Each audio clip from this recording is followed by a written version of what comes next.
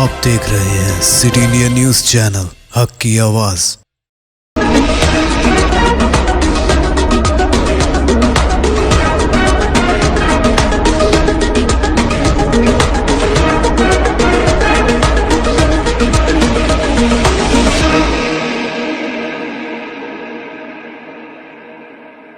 अस्सलामुअलैकुम, मैं हूं Sheikh Umar. City India news में आप तमाम का खैर मकदम है। आइए देखते हैं कौमी खबरें। सुप्रीम कोर्ट ने आज दोबारा कर्नाटका के तालीमी इदारों में हिजाब पर पाबंदी के मामले में समाअत की। इस मामले पर सुप्रीम कोर्ट ने अपना फैसला महफूज कर लिया है। आपको बता दें कि गुज़िश्ता रोज सुप्रीम कोर्ट ने कर्नाटका के तालीमी इदारों में हिजाब पर पाबंदी के मामले में सुबह 11 बजे समाअत शुरू की थी, जिस पर बहस के बाद कोर्ट ने समाअत मुलतवी कर दी थी। सुप्रीम कोर्ट में हिजाब पर पाबंदी के खिलाफ दायर अर्जियों पर गुज़िश्ता रोज की समाअत मुकम्मल हो गई। बेंच का कहना है कि वो दरख्वास्त गुजारों के जवाब के लिए कल 1 घंटा देगा।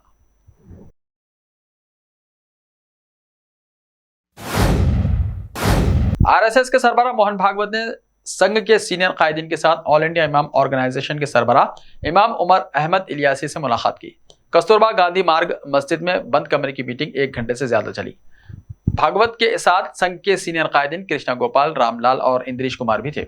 राष्ट्रीय स्वयं सेवक संघ यानी आरएसएस के सरबराह फिरकावाराना हम आहंगी को मजबूत बनाने के लिए मुस्लिम दानिशवरों से बातचीत कर रहे हैं। आरएसएस के प्रचारक प्रमुख सुनील अंबेकर ने कहा कि आरएसएस संघ चालक जिंदगी के तमाम शोबों के लोगों से मिलता है। ये मुसलसल आम संवाद अमल का हिस्सा है। वो फिरकावाराना हम आहंगी को मजबूत बनाने के लिए मुस्लिम दानिशवरों से बातचीत करते रहते हैं।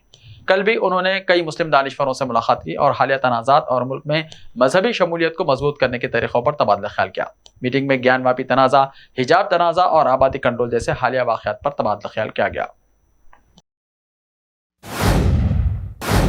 उत्तर प्रदेश के इटावा जिले में गुज़िश्ता 24 घंटों में शदीद बारिश के दरमियान कल देर रात मकान और दीवार गिरने के 2 मुख्तलिफ वाक़यात में 4 कमसिन बच्चे जबकि दिगर वाक़े में 1 जोड़े की मौत हो गई।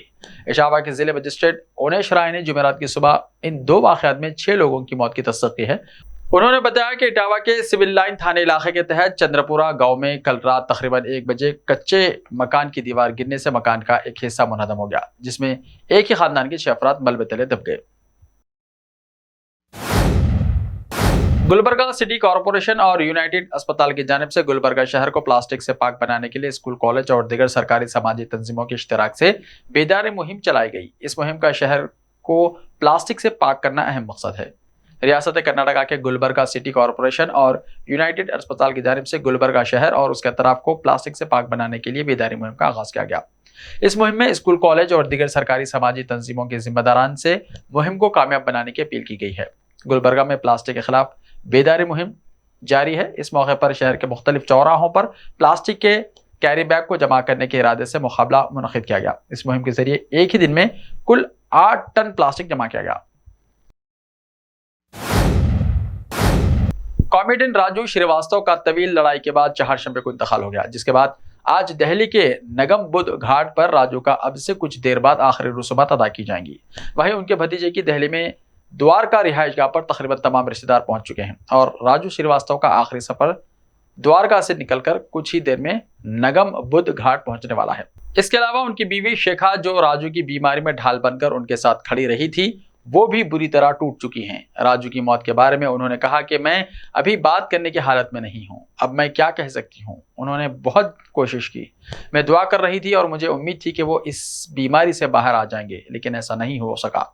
मैं सिर्फ इतना ही कह सकती हूँ कि वो एक सच्चे फाइटर थे। कांग्रेस सदर के इंतखाब के लिए जुमेरात को नोटिफिकेशन जारी किया गया, जिससे मुल्क की सबसे कदीम सियासी जमात के आला तरीन ओहदे वाले शख्स के इंतखाब का अमल बाज़ाब्ता तौर पर शुरू हो गया। ये नोटिफिकेशन पार्टी के सीनियर लीडर मधुसूदन मिस्त्री की सरबराही में सेंट्रल इलेक्शन अथॉरिटी ने जारी किया। कांग्रेस सदर के इंतखाब के ऐलान करदा शेड्यूल के मुताबिक अब नोटिफिकेशन जारी होने के बाद पर्चा नामजदगी दाखिल करने का अमल 24 से 30 सितंबर तक जारी रहेगा। कागजात नामजदगी वापस लेने की आखिरी तारीख 8 अक्टूबर है। एक से ज्यादा उम्मीदवारों की सूरत में वोटिंग 17 अक्टूबर को होगी और नताइज का ऐलान 19 अक्टूबर को किया जाएगा। जुमेरात को कौमी तहकीकाती एजेंसी यानी NIA, इन्फोर्समेंट डायरेक्टरेट, ED और रियासती पुलिस फोर्सेस की एक मुश्तरका टीम ने मुल्क की 10 रियासतों में छापे मारे। इस दौरान पॉपुलर फ्रंट ऑफ इंडिया यानी PFI के 100 से ज्यादा रहनुमाओं को गिरफ्तार किया है। NIA और ED ने टेरर फंडिंग और कैंप चलाने के मामले में मुल्क भर में PFI के ठिकानों पर छापे मारे हैं। एनआईए और ईडी ने देर रात गए ये छापे मारे हैं। ऐसा ही ताज़ा तरीन खबरों के लिए देखते रहिए सिटी इंडिया टीवी। तो मिलते हैं कल, तब तक के लिए अपना ख्याल रखिए। अल्लाह हाफिज।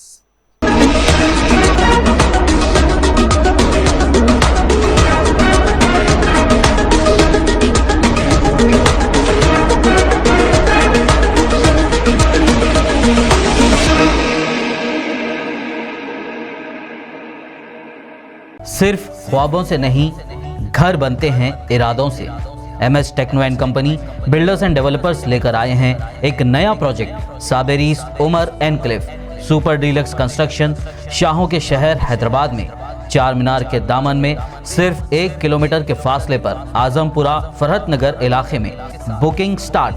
मजीद तफसीलात के लिए रब्त करें 9959023786, 9959023786, 9581528002, 9493854625. Are you looking to build your dream project, but construction costs and time are a big hurdle standing in your way? If yes, then you are at the right place, because Cosmolite AAC lightweight block is a game changer in the construction industry. Our innovative technologies and highly experienced team can help your dreams come true. With our proven strategies, Cosmolite AAC block cuts down the requirements of steel and cement by 20%, saving 30% on construction costs and reducing construction time by 25%. Major builders and contractors have already switched over to Cosmolite AAC blocks because of the structure saving. Acoustic insulation, faster construction, lightweight, waterproof workability and flexibility, earthquake resistance and pest resistance. Cosmolite is all set to emerge as South India's most preferred brand in AAC lightweight block. So, what are you waiting for? Let's build with Cosmolite and stay happy, because we don't only build structures, we build happiness. Cosmolite, light up your life.